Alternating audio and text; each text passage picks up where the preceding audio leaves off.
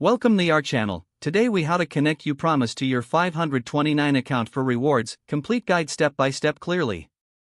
Visit the Upromise website and create an account if you don't already have one. Choose the option to link your 529 account during the setup process. If you already have a Upromise account, log into the platform. Navigate to the settings or accounts section after logging in. Look for the option to add or link your 529 college savings plan.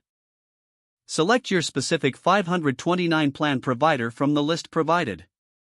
You may need to enter your 529 account number and additional identifying information.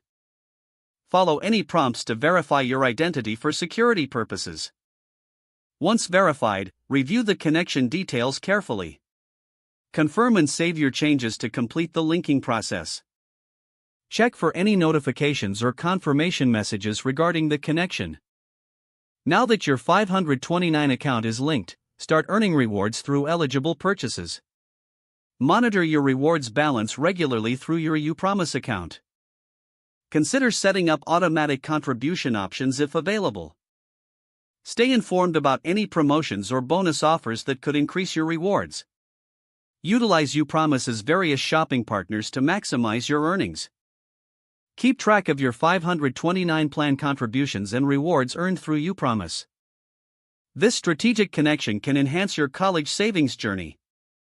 If the page does not load, refresh the browser or try again in a private or incognito window. Make sure you are using the correct email address, then retype it carefully to avoid small typos. If your password is not accepted, use the reset option and create a new strong password you can remember.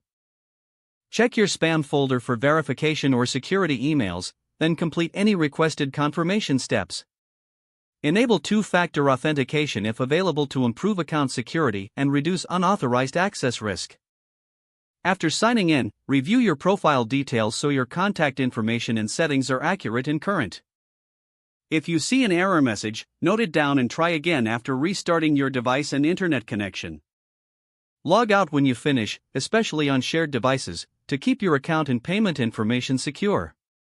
If the page does not load, refresh the browser or try again in a private or incognito window.